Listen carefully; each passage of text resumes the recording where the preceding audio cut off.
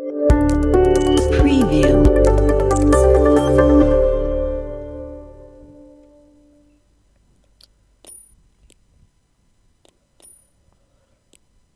Alors, bonjour mes amis. Aujourd'hui, Inch'Allah, nous terminerons ce qu'on a déjà commencé dans les leçons, bien dans la série de leçons intitulée Culture plastique, baccalauréat, première année et deuxième année du bac. Alors, qu'est-ce qu'on fait dans cette série? On parle de l'époque du modernisme et on travaille surtout sur les courants, sur les, les mouvements artistiques de cette époque-là. Alors, la séance passée, on a parlé de l'art nouveau, qui s'appelle aussi le nouvel art, et qui s'appelle aussi le néoplasticisme. Néoplasticisme.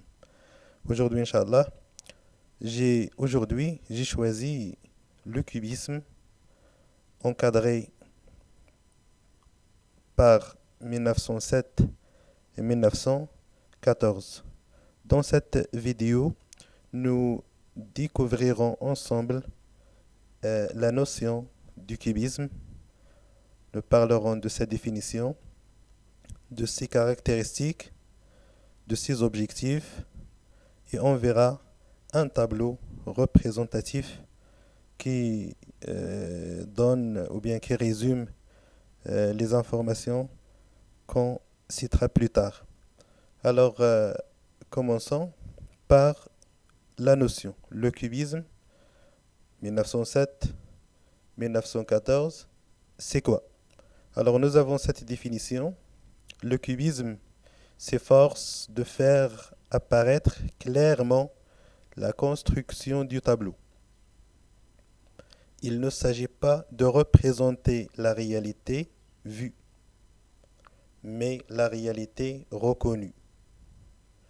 D'une part, interprétée de manière plus subjective, d'autre part, qui a pour particularité de décomposer les objets de la réalité en différents plans, recomposés sur un même plan frontal, le tableau, ou sur un même objet. Picasso, Pablo, Georges Braque, Gris et aussi Delaunay. Ce sont quelques artistes et quelques fondateurs de ce mouvement artistique. Alors, quels sont les mots-clés qu'on peut souligner dans cette définition? On peut trouver la construction du tableau.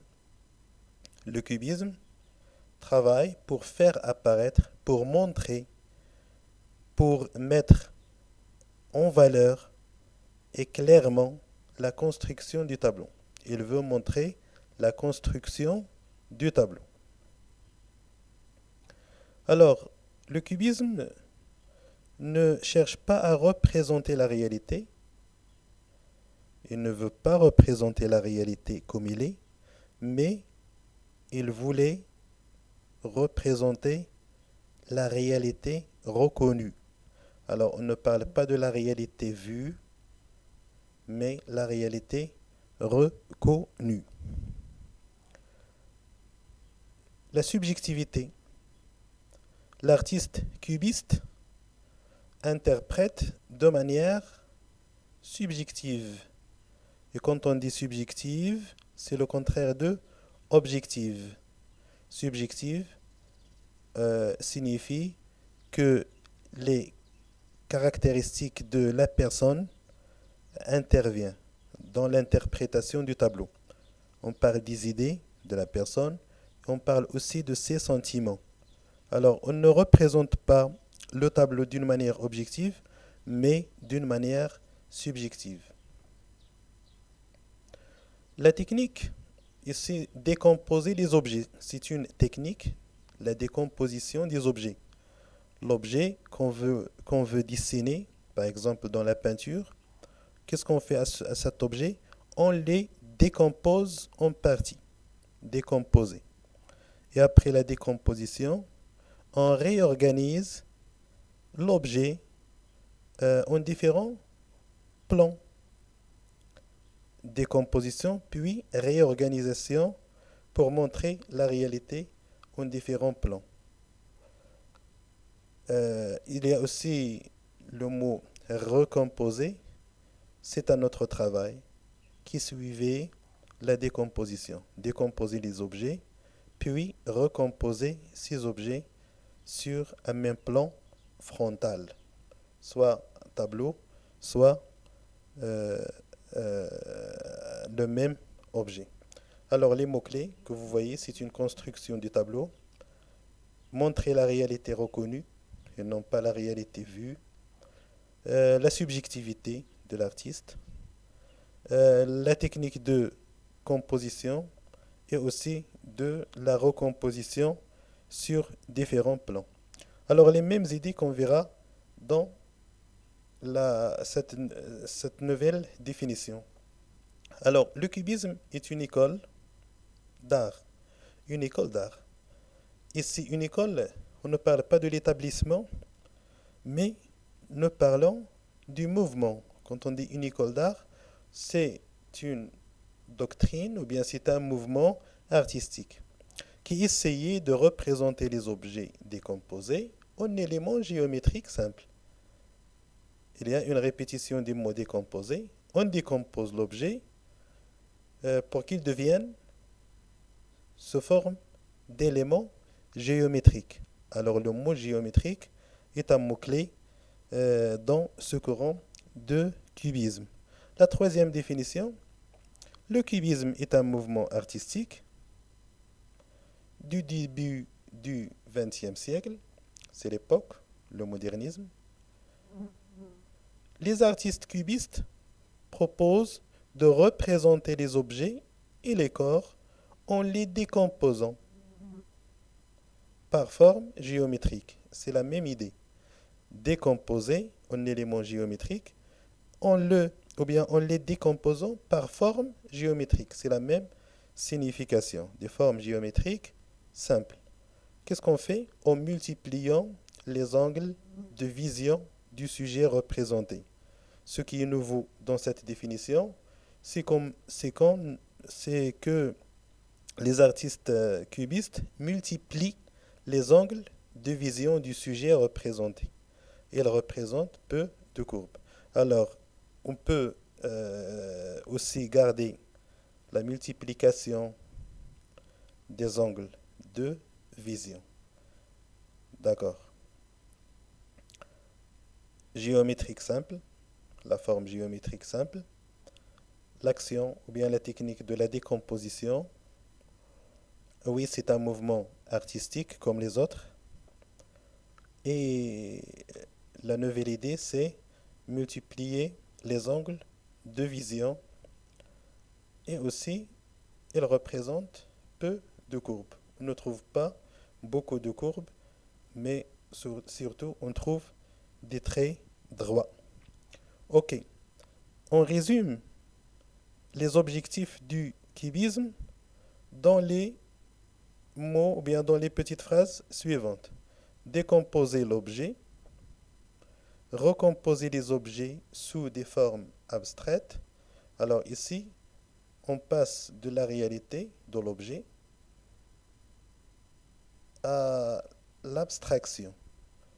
On commence par représenter un objet, mais on représente cet objet, ce n'est pas d'une manière réelle, mais d'une manière abstraite.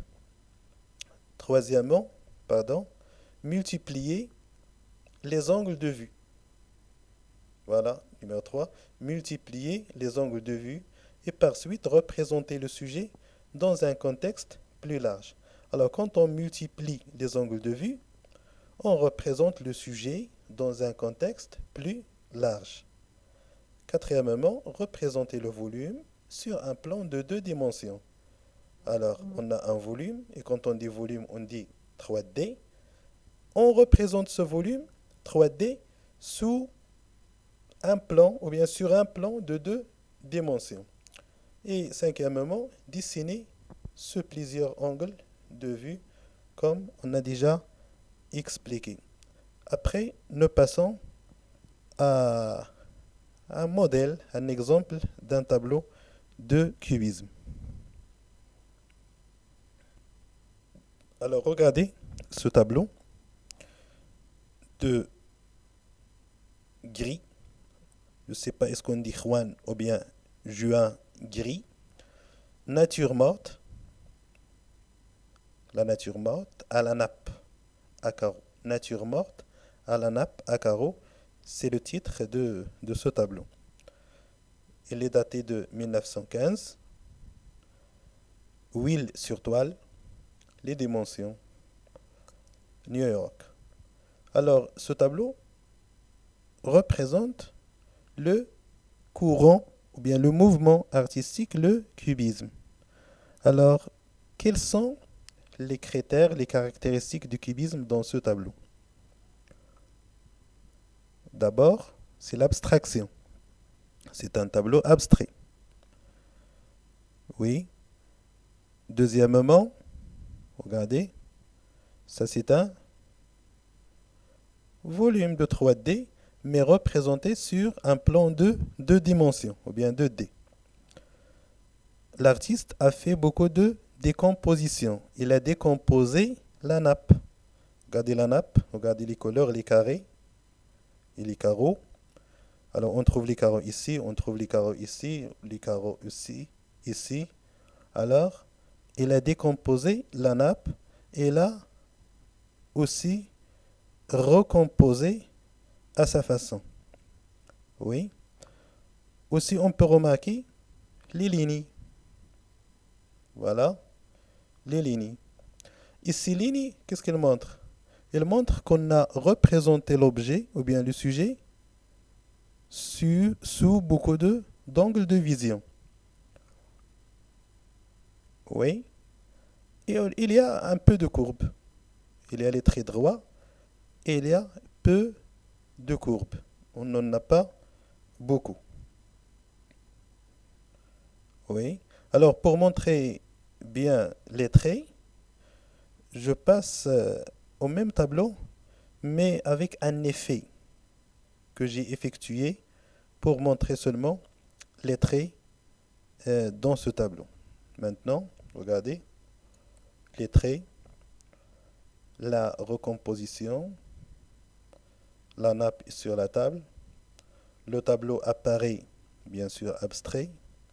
Il ne représente pas la réalité comme une réalité vue, mais comme une réalité reconnue. Bien. Alors ça, c'est un tableau. Si vous cherchez sur net, vous trouverez d'autres tableaux qui représentent le cubisme. Récapitulons. Alors, décomposer l'objet. On a décomposé l'objet. Recomposer les objets sous des formes abstraites. Oui, on a rencontré ça. Numéro 3, on a multiplié les angles de vue.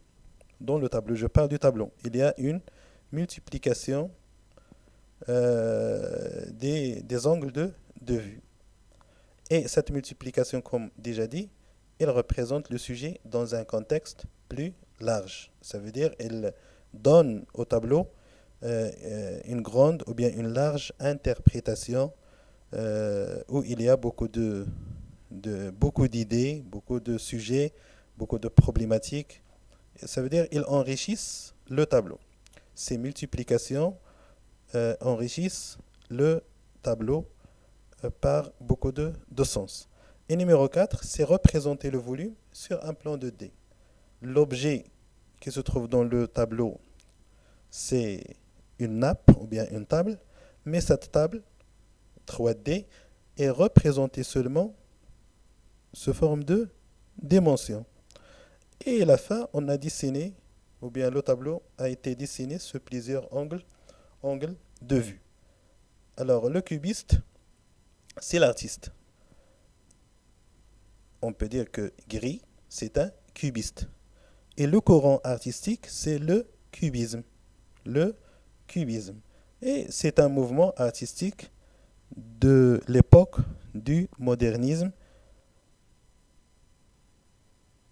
Jusqu'à présent, ce sont les idées principales qu'on peut dire. Euh, la séance prochaine, Inch'Allah, nous aborderons un autre courant, un autre mouvement artistique. Preview.